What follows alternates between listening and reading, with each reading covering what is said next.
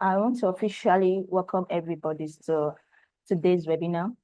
Thank you so much for the warm introduction. And it's really a pleasure to be here today with fellow professionals who have passion about using data to drive meaningful insight and impact. My name is Damilola Adeoye, and I'm over 3 years as a data scientist and also a data visualization expert. Across these years, I've used my visualizations to draw or to bridge gaps between complex data sets and actionable insights. And today we are going to, looking at things beyond just the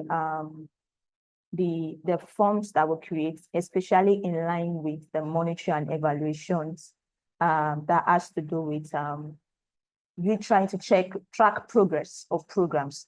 And today we'll be looking at one of the tools that we use in KoboToolbox, that we use in creating forms, which is also very, very important to us as a monitoring and evaluation practitioners. So please, with no further ado, I want to ask everybody, please, do we all have access to KoboToolbox? Okay, I can see that we are all on the same page. So let me share my screen. I'm so glad to be part of, to share knowledge in this webinar. We have a lot to learn, a whole lot to learn in today's webinar. All right. Yes. So today, basically, we're looking at data visualization for monitoring and evaluation. And we'll be looking at what is the monitoring and evaluation, just like the way we have it. We understand fully well that there are some questions that we need to ask ourselves, especially in the line of data or in the career part of the data world presently that we have today. So with no further ado,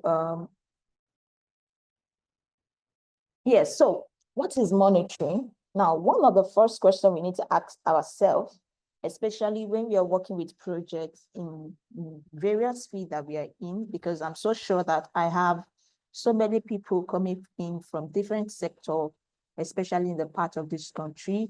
And when you are trying to look at M&E, we need to really understand what we're trying to do.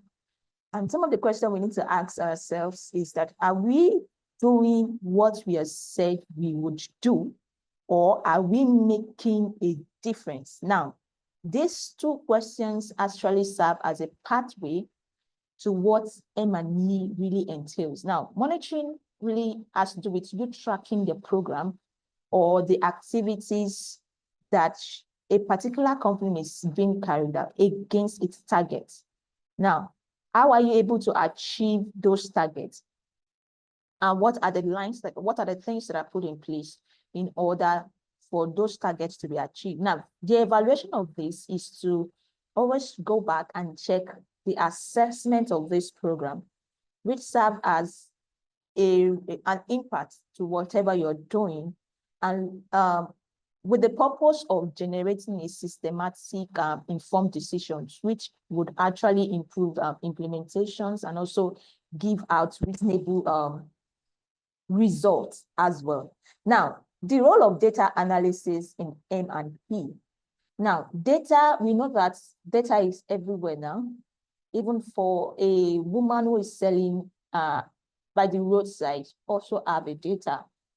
The moment you make a transaction, you've already given a whole lot of data. And that is why in the, for some of us that are actually looking into the monitoring and evaluation aspect, or we are in that field, we also know that monitoring and evaluation actually also involve a whole lot of data.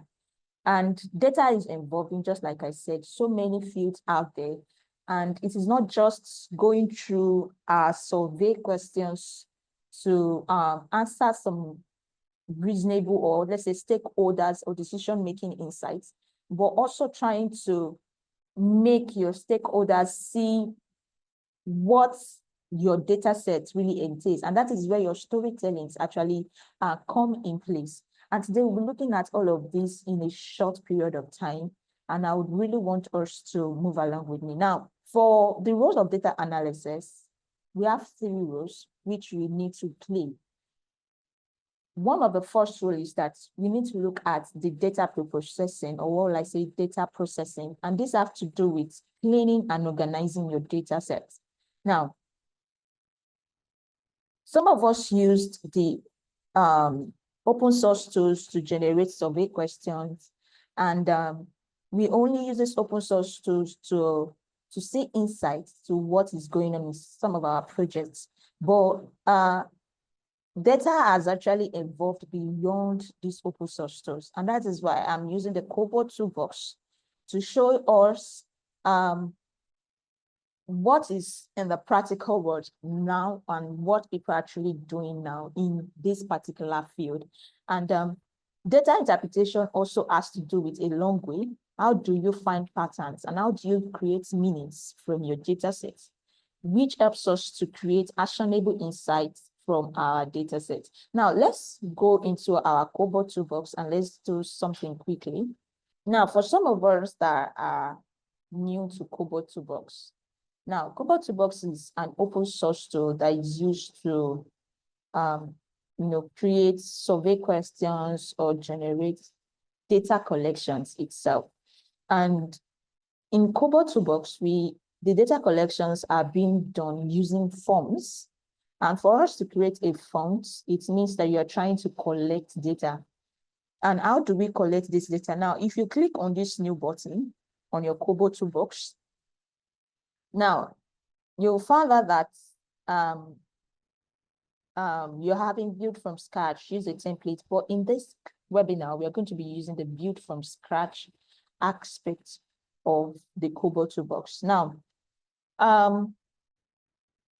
for organizations that use this platform, some of them actually registered using the humanitarian aspect of it, which also entails some other additional interface in the KoboToolbox. But if you're doing it for personal use, then you can actually go for the global server for your KoboToolbox. Now, you can see that for this particular project, we are asked to create a project name. Now, let's say, for example, we want to do a monitoring and evaluation survey or data collection on the educational sector. Now, to do that, what will be my project name? My project name will be educational, let's see, education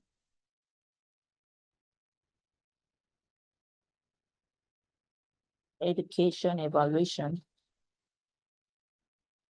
And then you can now put the description of this to be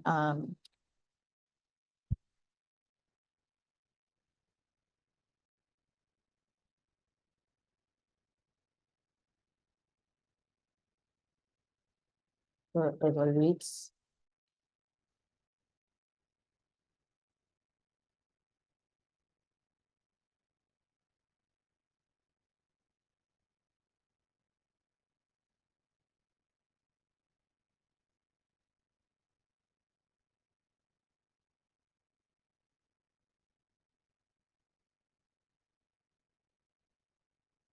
or student in a particular university. Okay, so the sector that we are requiring for this, you pick your sector, which is the educational service, or we have so many sector, it depends on the kind of data collection or the sector at which your data collection is being addressed to. So we have security policies, we have private sectors, and then if you pick your education service and higher education, and then you select the country you're based outside, you can also pick your country, but in this case, you're picking Nigeria. So when you scroll and then it's Nigeria,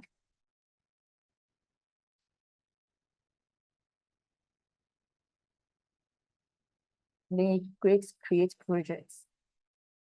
So this is running. Now, this project is being created, and of which we need to create a form, which this form in the layman word is what we call nowadays your questionnaires.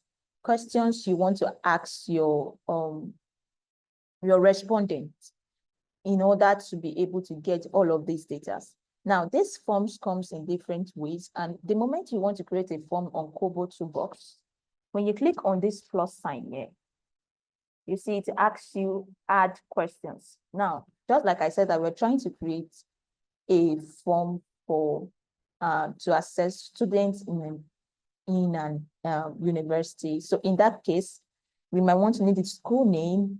We want to need the location of the school, is in an urban area and all of those things. You might want to also see the program name of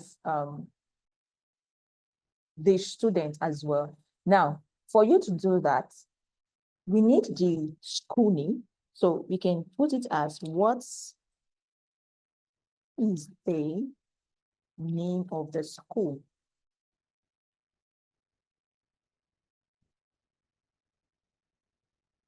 And then when you put add question. Now, this selected box you're seeing here is something we call data types. That is the way you want to collect such data. Do you want it to be like select all one? Now, this select one simply means that you have, let's say, the monitor and evaluation I'm doing is for 10 different schools of which I am aware of. Now, if you have those schools in mind, you can now choose to say, okay, select one out of those schools. So in this case, if I pick select a one, for example, now you can see that it's giving me what? An option saying that insert the name of the schools that you have in mind. So in this case, let's have University of Abuja. Let's have Federal University of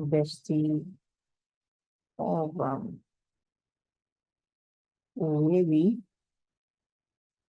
And then let's just pick this. Let's just leave it as this too. Now, the moment you keep this, if you do add another question in this case, now let's say in this case now, we want to pick the location of the school. So this will be what is the location type of the school. Now you need to also pick the data type that you're using. Now this can also be select one or you select many. Now if you use select many, it means that you're giving your respondent an options to pick more than one from the unique entity of locations you're trying to provide. Now, but in this case, your location of the school can only be one. So if that be the case, you can also pick what? Select one. So if I'm picking select one, and I'm making this to be urban, and then I make this to be semi-urban.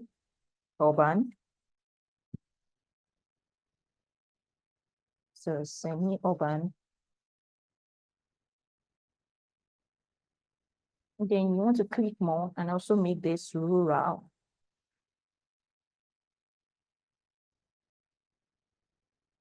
Okay, so this has been created. The next thing we need to pick is what is the name of the program that is being implemented in that school.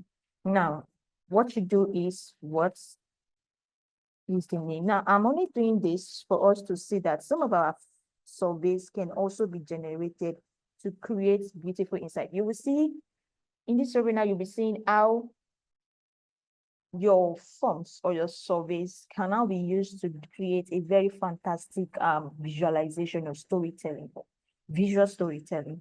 Now, what is the name of the program being implemented?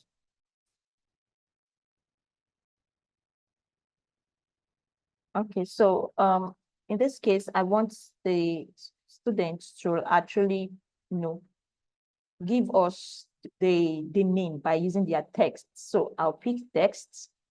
If you want to do like how many students enrolled in also in this program or in the program implemented in the school, so you can make it as how many students. So one unique thing is what we're doing now. For the text, you can see ABC, the types that we're doing now. How many students were enrolled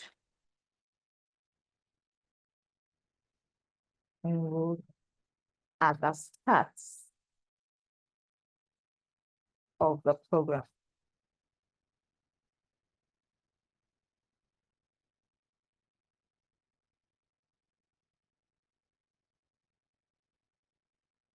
So when you pick add, and then in this case, this is how many, you're looking at, okay, give us a figure, like a number. So you pick your number. Now, let's say this is all our survey. We are assuming that this is all our survey. The next thing we need to do is to click on the save button here. Yes, please, for all your questions, please, towards the end of the class, you can just pin down your questions. I will answer them towards the end so that we can cover a lot. Just pin down your questions. Then I'll come back to them later on. So when you click on save, now I'm saving this, and then you move back to your, let's say I go back to my, so you want to preview the form to see how the form looks like. So now, this is how the form looks like. Now, one beautiful thing about KoboToolbox is that the moment this particular link, let's say I come here, let's go back. Can you see that my project is already created, but it is not deployed yet. Now, if you click on this, let's click on this project, and then let's come here and deploy it. Okay, let me come back here. So let's deploy the project. When you deploy it, it means that it is now out there for people to access. Now, the moment you deploy it, that means that you can copy this link. That's for the link to this form out to people for them to start filling, to fill for this particular form. Now, coming back to our education evaluation forms. Okay, so for this preview, for you to have access to your forms, you have to come to where you have your preview. When you do preview, you fill in this data. The moment you fill in this data, you will find out that just like the way you have it on your monitoring and evaluation forms here. Now, in these forms, you can see that I'm having over 50 results. But when you see on the educational evaluation forms that we just collected just now, you find out that we are not having anything yet on this particular form. You can see that this project has no submitted data. Please collect some and try again. So for us to fill now, for you to see a data that is being done on this form, now one thing we need to do is we come to the form area here, and then we click open. So we are opening the form for us to populate that particular survey with data. Now, what is the name of the school? Now, let's say I'm picking University of Abuja. What's the location type of that school? It's in San Urban. What is the name of the program being held for the program that is being held in that particular so we can say girls in science. So we can have it like, let's say, girls in science. And then how many students were enrolled in it? So we can say, let's say 34. Now, the moment you click submit,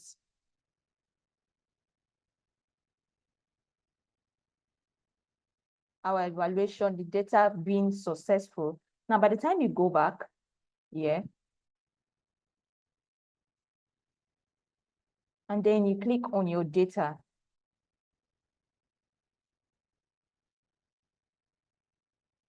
okay. So let's click back on our data. Okay, good. So now if you look at our educational evaluation data set, you see that you can see that you have one submission. And by the time you open this and you click on what? Data, you see that you have one submission which is being populated with data. Now, how do you now move these particular informations and then create them to something for a storytelling? How do you populate this and tell a story, a visual story with these data sets? Now, so in today's webinar, I have created a monetary evaluation data set that has to do with the federal ministry projects. And this encompasses projects from different aspects of the country, and the projects also involve different kind of projects in terms of education, distributions, healthcare projects, and all of these things. So it also involves the current status of the project, which has to do with whether it is completed or whether the project is being delayed and all of those things. So if you have a survey or a data that is being collected using the KoboToolbox, for example, now to copy, now for you to have be able to get this data and use it for your visual stories. Now, one thing you need to do is you click on this download button here. Now, the moment you see download, for some of us that are new in this to your KoboToolbox, automatically you will see it as XLX, that is Excel. But you can also pick your CSV. It depends on which one you want to use between these two. But in this case, I'm using the CSV version. Now, by the time you pick the CSV, now one thing you also need to do here is that you also need to click on this button down, this advanced option here.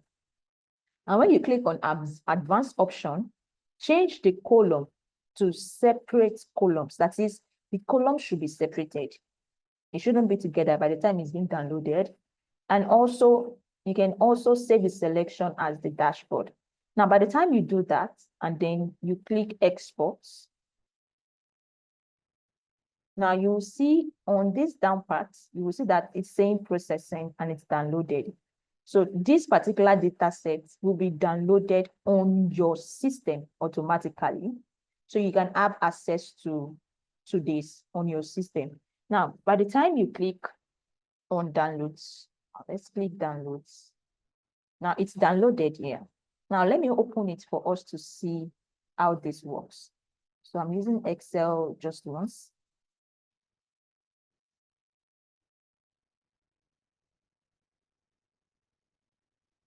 Now this is the data set. It's not looking like a structured kind of data, of which we in the data space or in the data career world, we have two types of data. We have the structured and the unstructured one. The structured one simply means that it's in form of rows and columns, while the unstructured ones means that it can be an image, it's not in rows or it's not in columns either. So which is why visualization to M&E data set? Why do we really need it? Now, the essence of you not being able, because if I should give a person or one of us to please, can you tell a story about this data set? It's not direct because the data set itself is ambiguous. You don't know what is going on here. You're seeing time, you're seeing locations, but you don't know the essence of what the data set is all about.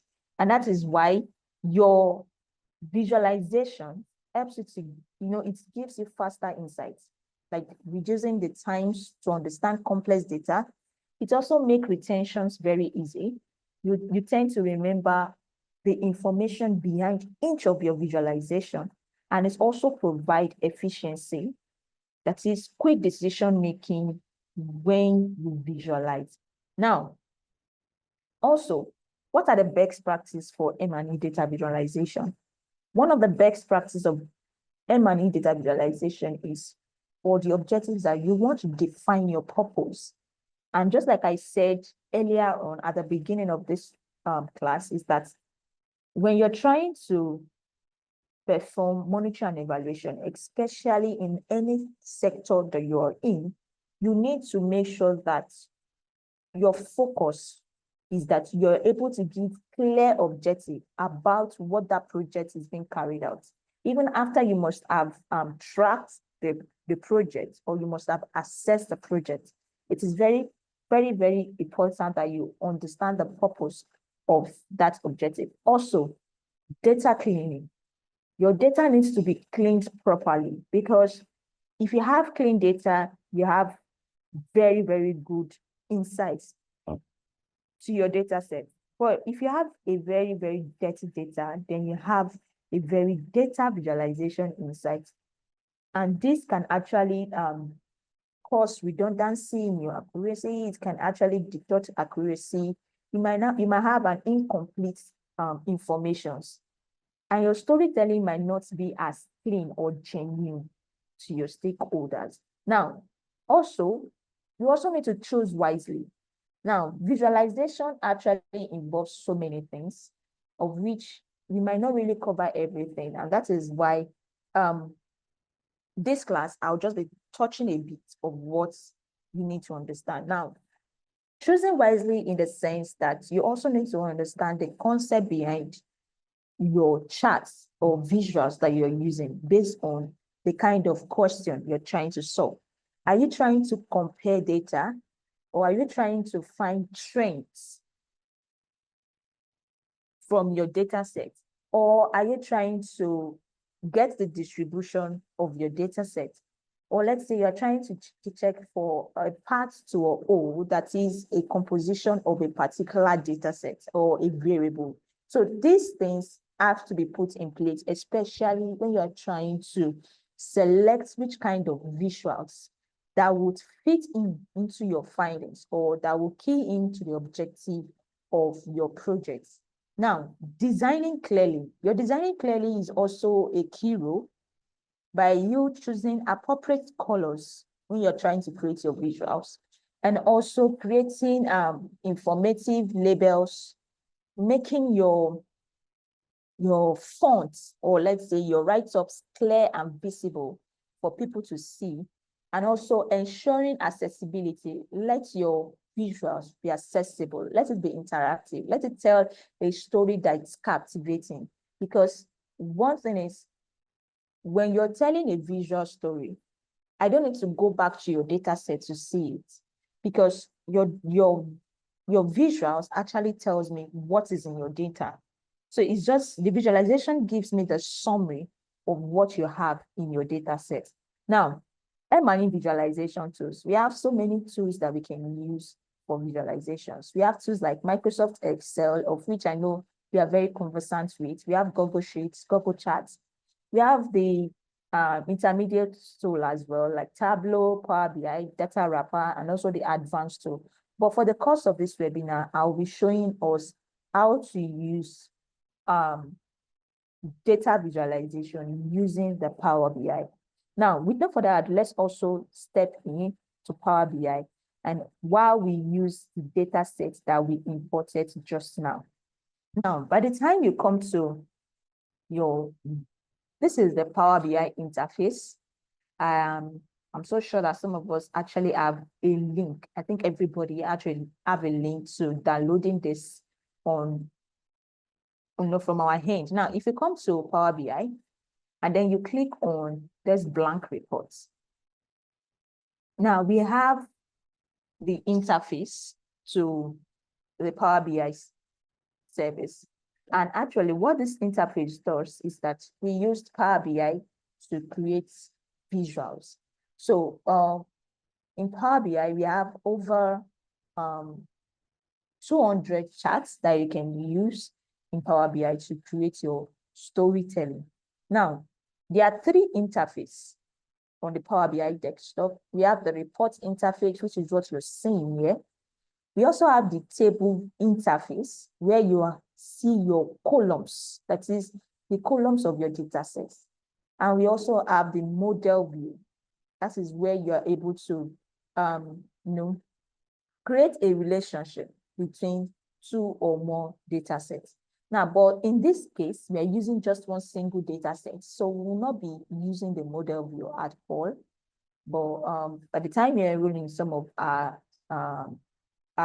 classes or our cohorts, you would actually get to learn all of this. Now, when you come to your report view, I want to bring in the monetary evaluation data set I downloaded earlier. Now, to do that, you come to where you have get data. When you click on this drop-down arrow, you come to where you have the test/CSV. Now, I'm picking test/CSV because I downloaded that data set in CSV format. For some of us that probably would go back to our KoboToolbox and then would change it to XLX, that means that you'll be using Excel workbook. But in my case, or in this class, we'll be using the text/CSV. So when you pick this, and then you click on, I pick the data set, which is monitoring and evaluation, and you open. Now let's wait for it to load. So it's loading. Okay, good. So we have it. This is the interface here. You can see that it's already showing us the data set, the start date, calculation, what's the name of the project, where is the project activity taking place, and all of this. Now, the data set type detection, I need to change this to what? Based on the entire data set. Now, we have three buttons here, which is load, transform data, and then cancel.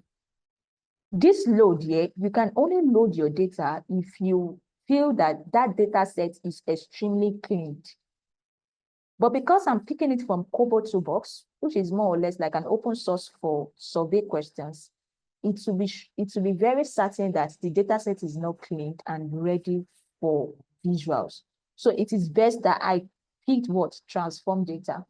And when you click on transform data, you're saying that you're trying to clean that particular data set. So to clean it, we'll come to transform data. And then we have the Power Query Editor being open.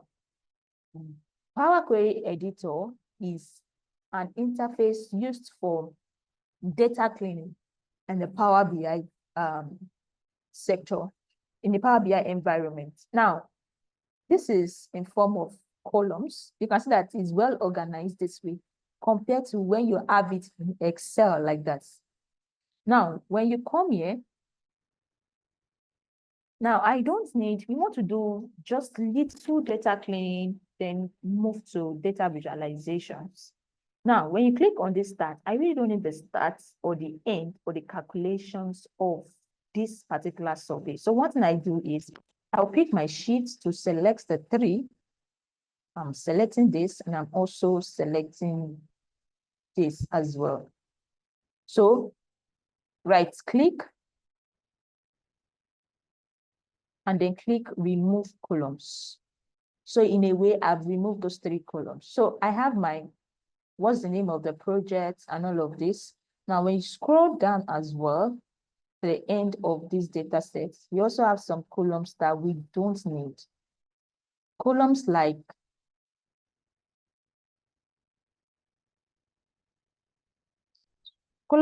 the validation status, the submission time. Okay, you might as well keep the submission time. It depends on the way you're trying to, the objective of your story. Now, if I keep the value, if I select the submission time, the notes, the status of it, and then I also pick submitted by, the version, then the tags, and then the index. Now, and then you click, you right click, and you click on remove columns. Now I've removed Okay, I still have some other extra columns I might also want to delete as well. I don't know this IDs. That's the ID that is being generated by KoboToolbox.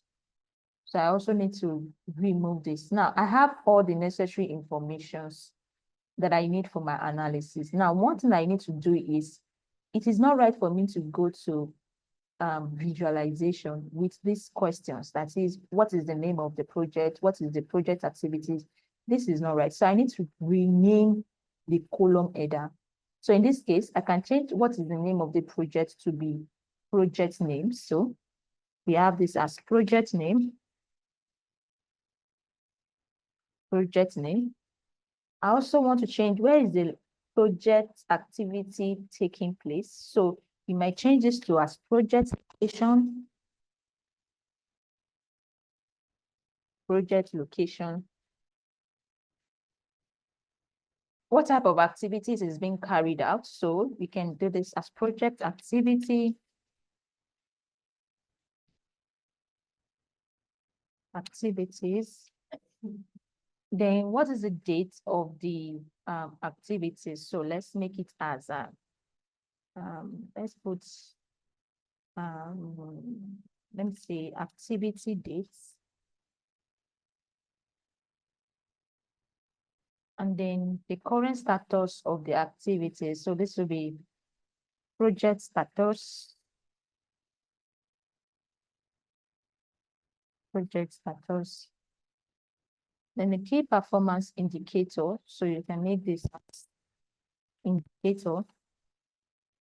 You know, we cannot just carry all of this. These are questions. So you need to rename all of this and then organize it. So in a way, you're already performing data cleaning. Now, what is the target number for the indicator? So this will be project targets. So let's make this project targets. Projects.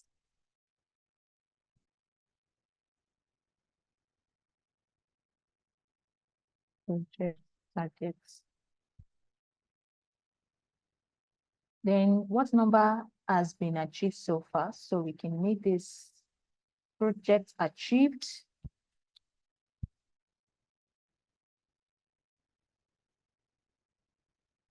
Achieved. Then please provide any remark or additional observations. So this will be remarked. Okay, so I've restructured the column headers. Now the next thing we need to look is, we also need to check for the data. Are the types of the data set coming rightly? Now the entities under the project name is in text. So this ABC is right. This also is also right because it's in text. Let's check the dates. Now for the date, we have it in calendar figure, which is also good. Then we also have the project target and the project archived also in numbers, which is also right. Now, the next thing we might also want to check when we are cleaning our data is to check for duplicates. But before we do that, let's look at the numbers of rows that we are having in this data set, which is very, very important, because you need to understand how many numbers of data sets or entities do you bring into the Power BI desktop. And after data cleaning, or after you must have performed data cleaning, how many is left? So to check for the number of rows, you come to where you have transform, and then you come to what? Count rows. So this is already telling us that we are having 50 rows in this particular data set, which is very, very important. Now, by the time you close this, and then you come back to your data set. Now, there's something I also want us to do. For you to remember that I made mention of us choosing wisely when you're trying to create your data set, or when you're trying to create data visualization, which is one of the key things you need to put when you're creating anything that has to do with monitoring and evaluations. It's very, very important. You need to choose wisely. Now, for this date column, we have the year, we have the days, we have the months. Now, I can as well split this date column into year, month, and date. Now, knowing fully well that we only have one single year, that is, data set was only generated from 2024.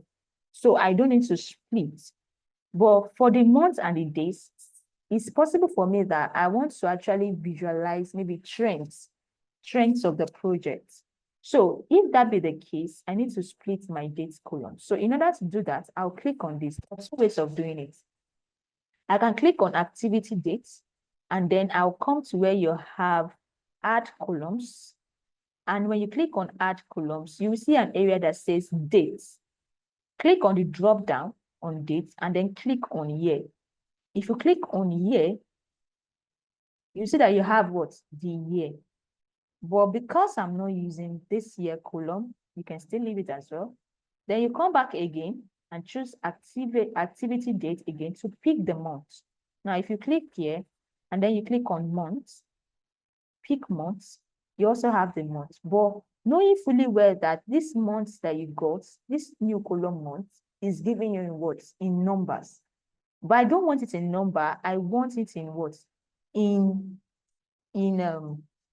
text, like December, January, February, March, and all of that in words. So if that be the case, what I need to do is I need to delete the step and then come here, you see activity dates.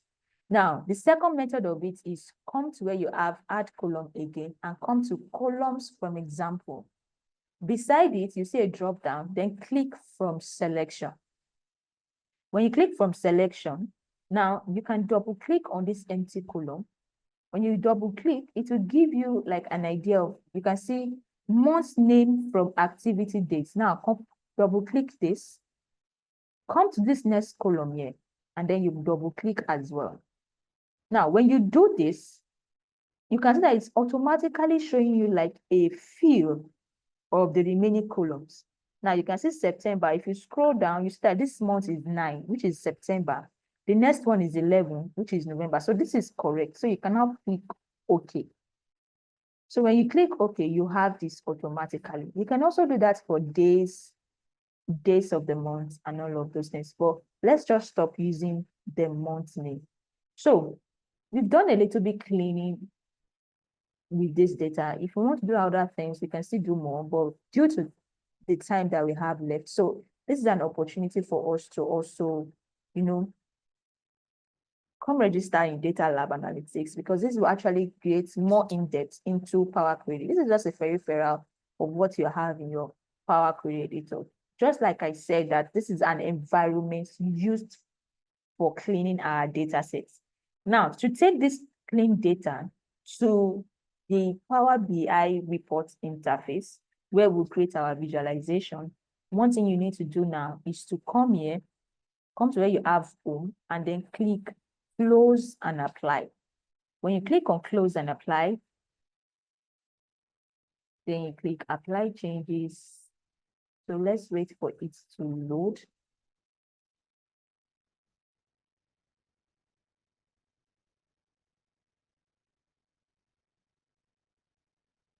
So we are waiting for it to load. So by the time it's finished loading, now you have something like this. Now this is, I created a prototype of what you have in your data set. Now this is where you have the data sets here. This is the M&E data set that we imported into the data environment. Now you might be asking me that, how do I come about all of this figure and all these visualizations? Yes, I will explain them. And I will also take you through how to perform all of this. Now, the moment you import your data set into the environment, you have it in this way. So you have your data set, like just the way you're having it, like this. So one thing we need to do now is that we need to come to your table view. Now, we know that we are working with projects, and we need to know the total number of projects, that is the total unique projects for this particular federal job or for this particular federal work. Now, in this case, let's assume that we are actually working for, I'm a data visualization expert working for the United Nations Development Program. So of which we have so many projects that we are embarking on. And we want to know the number of projects that is being carried out by UNDP. Now, in this case, what we can do now is that I have to create something called KPIs. And KPIs is what we say the key performance indicator. That is what KPI simply means. And KPI is a measurable values that shows how well an individual or a particular project is achieving a specific objective. Now, for monitoring and evaluation, some of the KPIs that we might have is we might have the number of ongoing projects. We might have the overall achievement rates. Those are KPIs that we might also have. We may also have the project on track, that is the number of projects that is on track based on the remark. And then we can also have the number of projects based on maybe projects needing improvement. Now, how do we get all of this card that you're seeing on my screen? Now, for you to know the total number of projects, I used what we call DAX. Now, in Excel, or for some of us that know how to use Excel, there's something called functions. Now, the way you have functions in Excel, we also have functions in Power BI. And these functions are also called DAX, that is data analysis expressions. So I used DAX, and in creating DAX, if you come to this table view, and then if you see the DAX formula that I use in creating the projects, the total number of projects for this. So what I did was to do a distance count of my project name columns. That is to give me the distinct values or the unique entities of the projects. And by the time you do that, using the measure, we found out that we are only having 7. You can also confirm or filter using this drop-down arrow here. And then by the time you start counting, you see you have 1, 2, 3, 4, 5, 6, 7 of it. And that is why by the time you create a card with this. Now, for example, let me show you how to create a card. When you come to this project name, okay, total number of projects, which I created using DAX, you can see it's coming in form of just a bar. Now, we have a visualization button, which is where you're seeing my mouse, somewhere in this area. Now, this visualization button consists of visualization charts that we use in telling some of these stories. And then we also have the value tabs, where that is the x-axis, your y-axis, legend, and some other things also be included here. Now, by the time you do your total number of projects, which is in form of a bar, I can convert this to a card. And by the time I come to this shape that has 1, 2, 3, when you click on it, you can see that you are already seeing that's total number of projects, and it's giving you 7. So all of these cards that you're seeing here are created using a DAX function. I also created this completed project by calculating the count row of this project. That is where we have completed projects, which is under the project status. Now, when you come to this project status, so we have completed ongoing delays. So what I did to create to know the number of projects that are completed was to use the same DAX by creating a measure that will count the unique elements where we have completed, where we have the word completed. Now, if you look at the way the formula is, now you have the name of the formula to be completed project, and then you have calculated, just like I say, where the project status is equals to completed. So when you perform this, this is going to be showing us that we are having 16, which is also the same thing as for the delay project. So all of these are created using cards, and also to create more or less like a key performance indicators. Now, for me to create a visualizations, it means that you need to look at your data sets very well and also look at the kind of story that you can tell from this data. Now, for you to tell a story from this particular data set, it means that you need to be able to generate questions. What do you think your stakeholders would want to see or would want to ask from these data sets? Now, some of these stories that you might want to, let's say, tell your stakeholders, especially in line and evaluation, is that most of them might want to see how many projects are ongoing, how many projects are delayed or complete. They might also want to see what type of activities are most frequently conducted, that is, project activities that are commonly done. Or another story you might also want to tell is which periods had the highest projects completed, or in which locations are the targets most consistently being met. So these are questions that you might also want to ask. In terms of performance, let's say if your objective is looking at or trying to tell a story in relations to performance of the project. Now, questions that you can get is which indicators have the highest or the lowest achievement rates?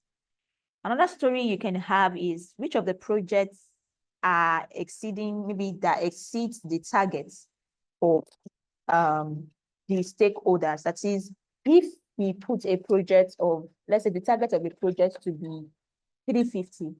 Now, what will now be, are we able to achieve 350 for that particular project? That is the target audience, or we have less. Now, these are stories that you can tell. Now, what is the distribution of your key indicators across each project? Now, these are beautiful storytellings that you can generate from your data. And storytellings, actually, for you to tell a very beautiful and attractive storytellings that would be in line to making a very data-driven decision-making, you need to ask yourself questions. You need to put yourself in your stakeholders' shoes. What are questions that you feel that they want you to tell them? And most of the time, the stories that you tell with your data actually create insights to some other things that they need to check. It generates more questions. Now, some of these visuals that I created here was that I created a visuals that has to do with what we call the project that is being delayed, to know if how many projects have been delayed. I also created a visuals to also show us the trends of activities that is being carried out. Now, in this case, let me show you an example of doing this, because we cannot actually cover all of what is being done or what you're seeing on the screen. But let me do a very simple one in regards to this. Now, let's say I want to tell a story that has to do with, or I want to do a visualization that has to do with a story of which of the indicators have the highest or the lowest achievement rate. Now, what I could do is since I have the indicator column, and I also created a DAX function that has to do with overall achievements. Now, how do I get this overall achievement? What I did was to sum up the project targets columns and the project achieved columns, and then multiply it by what? By 100. That is what I did to achieve that. Now you can see I said some of the projects achieved, some of the project targets multiplied by 100. So I'm dividing these two columns to each other and then multiply by 100 to get the overall achievement percent. Now, and in this particular data set, the overall performance overall achievement rate is 92.32. So which means for every of their projects, they have an overall of 92. So that means every project that they do actually involves being completed. So most of their projects actually hit some particular targets till you get it now. So that is what this story is all about. So in order to do visualization to show the highest or the lowest achievement rate, now the way to do that is this. I'll come to the columns that has to do with indicator. If I pick this, you can see, let me show you something. You can also see that I'm not, let me remove this. You can see that I'm not pressing any of these visuals that I've done before, because if you press any of it and then you try to pick anything, it will override the initial one. So what you need to do is you need to click out of this and then you now click on what? Indicator.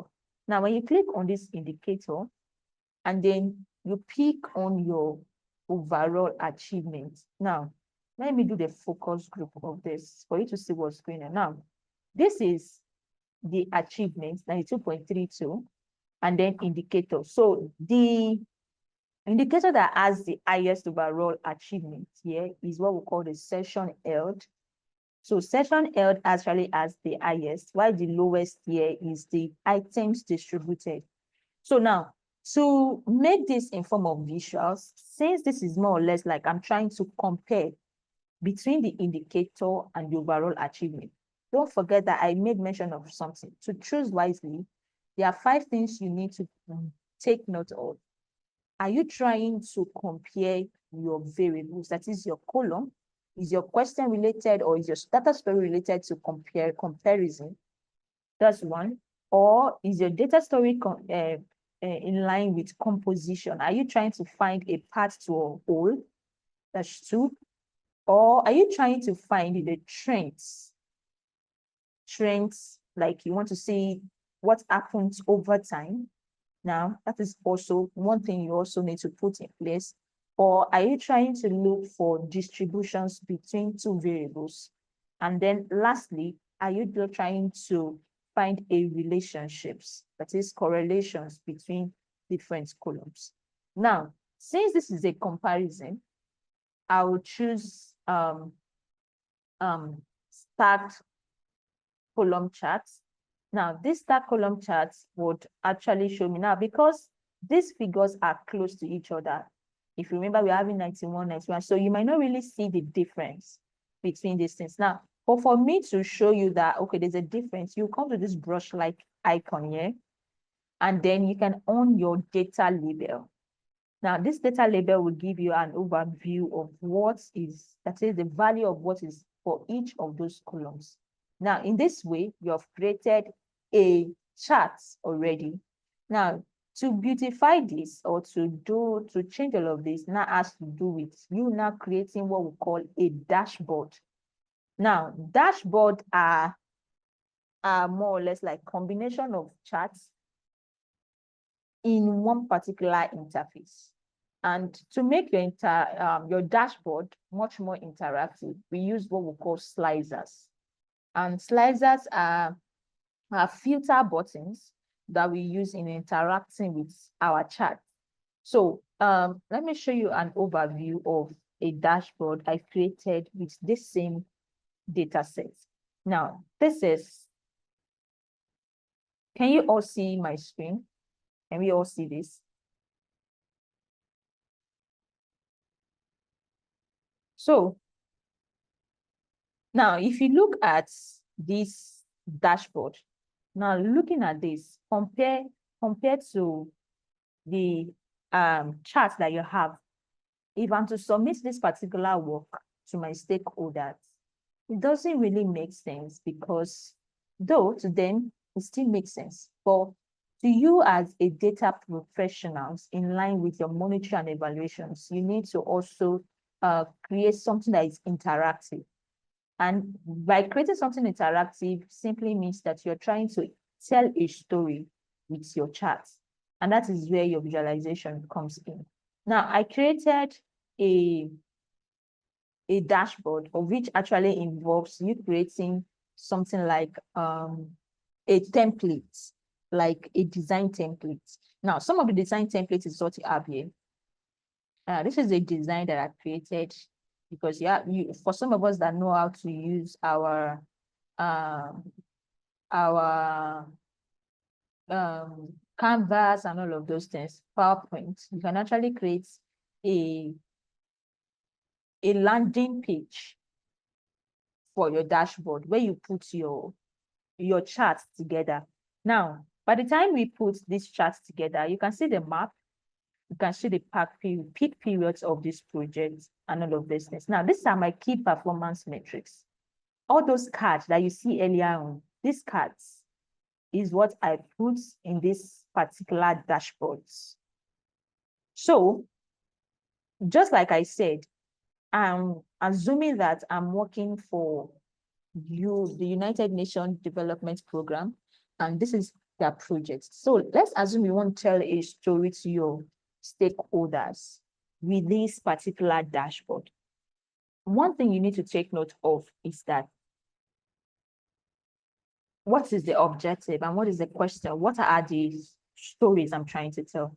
Now, from this story or from this dashboard, I could say that, tell my stakeholders that from the top project activities that we've done in the year 2024, we have awareness campaign as the highest based on the number of projects in that particular field. And also, projects that have been completed over time. Now, in this way, I'm already telling a story.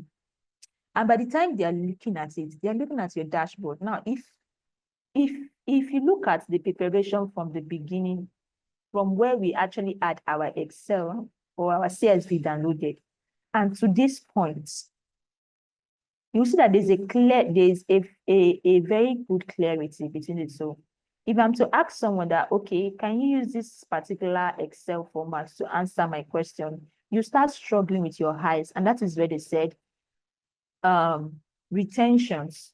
You don't remember things very, very clearly.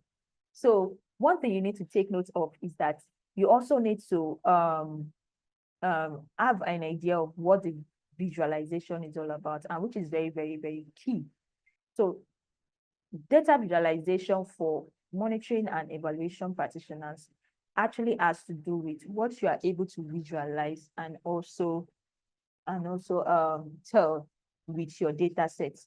So just like I said, that we have something called slicers, and slicers are used as filter to your dashboard. Now, some of the slicers here, if you're not being careful, if you look at my dashboard, I have a slicer like project status. And in these slicers, we have something like completed, ongoing. Now, these slicers are unique elements from your columns. Unique elements from your columns in the sense that if you click on, let's go back to our table view. And when you click on your project status and you filter down, you see that we are having just 3 unique elements under it. So in order to tell a story with that, you can use this, slice what you have to make your work very interactive. Now, let's say I want to see the top conducted project activities based on ongoing or completed. That is, let's look at project activities that have been completed. Now, by the time you click on completed, you can see this. My visualization is changing. If you click on delayed, can you see this? It's also still changing. And when you click on ongoing, you can see that it's also still changing. So now, in this case, to check for monthly trend of activities conducted based on status that are completed, that is, projects that are completed based on monthly basis. Now, what you need to do is, by the time you click on the slicer completed, you see that we are having in November actually as the peak with 4 completed projects. While the list is from March to July, because that is where you have the lowest number of project activities that are completed. Now, let's look at projects that are delayed. For projects that are delayed, we have also 4 of it in April. And then the lowest of it actually falls between what? May and what? And November. So in the month of May, we have much more delay. If our data sets actually have reasons, are you getting it? If to say we gave an option from our KoboToolbox that, okay, reasons for this. Now, we may actually use those reasons to now check why are we having delay, the reasons behind having delays in those projects. But because it is not included in our data set initially, we can't do that. So your storytelling actually encompasses what you are able to visualize, questions you are able to solve from those data sets. Now, you can also filter or you can also interact with your dashboard by clicking on this. Come in, please. Okay, so you can also filter based on the location of your organization or your location of the project. Now, we have, like I said, that the project cuts across so many locations like Abuja, Enugu, Kaduna. Now, let's say we want to look at project activities that are conducted in Lagos. As the top project are conducted in Lagos. Now, you can see this. You see that awareness campaign is still the highest. But when you pick something like Kaduna, awareness campaign is still the highest. Let's say of that of Kano. You see that of Kano now, awareness campaign is not the highest. We are seeing monetary visits as the highest project activity that is being done in that particular locations. So this actually make your work and storytelling interactive. And that is why you being a data visualization expert, you need to always ask questions. You need to also know the object of your projects before you can now start telling stories with the data set that you are being provided with. So these are basically what you do with your dashboard. You are able to design. Now, I'm not able to go through the design of all of this, but I will show you a way of doing just one part of the design quickly. Now, let me use something like this. Now, I've created an interface, just like the way you're seeing in this particular project overview. Now, let's say I want to copy one of these charts. For example, I want to copy this completed. Oh no, let me use this one. Now, and you do Control-C, and then you come here, you do Control-V. Now, you have the chart being imported here. Now, by the time you move it, you also need to, shift and keep dragging. So by the time you drag this, you are still clicking on this. Now, don't forget that I said that this visualization tab here, the space by your right-hand side, we have under visualization tab, we have the build visuals. That is where you pick your visualization. We also have where we edit our visualizations. That is, you format your environment. You want to change the color, you want to change the size, you want to change the background of the visualization and all of those things. Then we also have the analytics of the visualizations. But now let me show you the format of the visualization. By the time you click on this format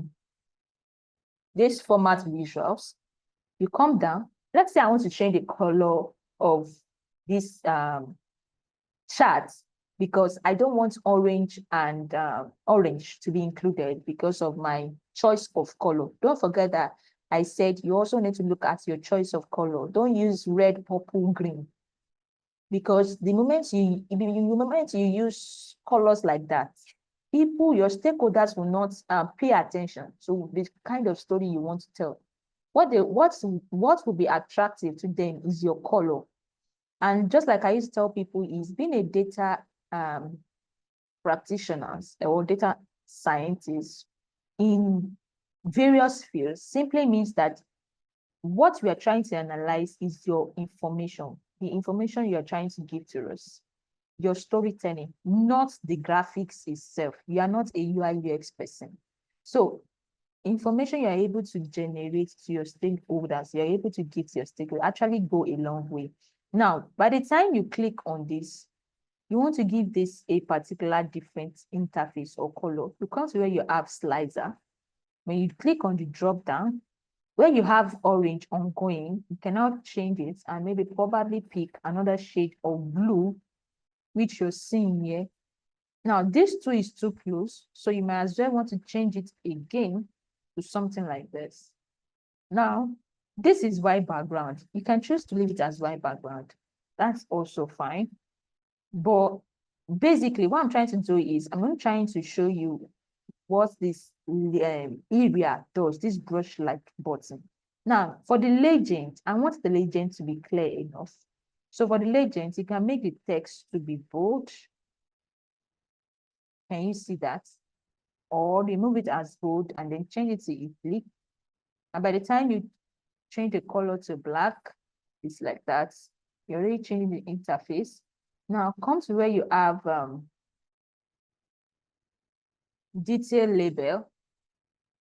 You click on what? Values. You want to make the values to be bold. And also you want to make, you can see the values are bold and then you want to put them to be black. Now this way, it is very easy to see. So even someone that is elderly can always see what is going on in your visuals. It's not as light as that. Now, I want to change this project name. I want to change this naming convention to maybe project by status. Now, one thing I need to do is I need to click on this button again, and then come to this brush like, and click on general, come to title, then convert this to what? Project name by status. Make this to be Times New Roman, like the font size. Can make it to be italic, and then centralize it for most of the time. Let's make this bold, and then you leave it this way. Now, you have something like this. Now, in a way, you're already creating your, now this is one chart. The next thing for you now is to bring in another chart and then import it in and edit it. Now, this is how you interact. Now, all of this dashboard is very easy. This is an easy dashboard, and it's to do as long as you are able to get your charts, you are able to solve your questions. Then creating a dashboard is something that is very easy, and that is why I will actually solicit that we apply for data lab analytics upcoming classes, because this will actually go a long way for you to understand the in-depth knowledge of using your Power BI desktop to create a very fantastic data visualization, especially in the area of monitoring and evaluations. So with this now, you can use this and then you present this instead of presenting all of this information or presenting your KoboToolbox, something like this, presenting your forms in this manner. So you can just use presenting your box in this manner. You can just use your data visualization, your dashboard, to say all the stories that you feel you could communicate to your stakeholder in order to generate decision insights. And one beautiful thing about dashboard or data visualization is that it helps to see what is ongoing, the unforeseen circumstances. And that is why when you come to where I said choosing the right visualization, one thing is it helps audience analysis, visual selections, and also testing. Okay, these are the various types. Now, examples of effective M&E visualization is performance dashboard, and those are like interactive display of your key program metrics against your target. Now, just like the way you're seeing it, interactive dashboard will actually help you to tell your story very, very conveniently. And also, it will also create an impact by giving you a clear comparison of what has been done, what is still ongoing and what is yet to be done. So also, you can also have your beneficiary maps. And then in conclusion, the impact of data visualization to monetary and evaluation is that it helps you to derive, transform your data set, convert raw numbers, raw data into visual insights. Now, just like you're saying, beyond using survey questions, beyond using your forms, beyond your data collected, you can actually use those data to generate beautiful informations using your charts, maps, and all of those things. Now, it also helps you to communicate your insights clearly. Your findings are effectively communicated to your stakeholders without you going through rigorous findings and all of those things. Now, lastly, is that you are able to create drive decisions making, which is very, very important. If your dashboard or if your charts, if your visuals cannot actually communicate your progress or cannot track the progress or assess the progress of your project, then you have not actually done anything in line with your data knowledge. So with this, I'm hoping that to get more of what is going to be done, I would actually solicit that we actually apply for Data Lab Analytics upcoming data analytics program, which would also involve some in-depth knowledge of Power BI. And you see how to make use of data modeling. There's so many things that it encompasses, especially in the line of data, using it as M&E decision making. So I will stop here. Someone asking a question on the chat, asking, how do you copy the link of the form? Okay, so quickly, let me just show you how you copy the link from your KoboToolbox to people for them to fill for you. Now, let me share my screen again for you to see.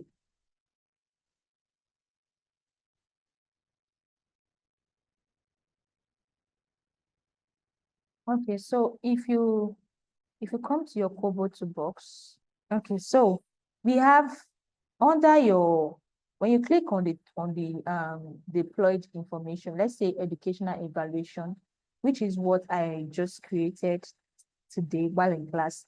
Now, when you come to where you have forms, when you click on form, you click on this copy. You click on copy. And by the time you copy this, now if I come to the Zoom link and then I paste it on the chat.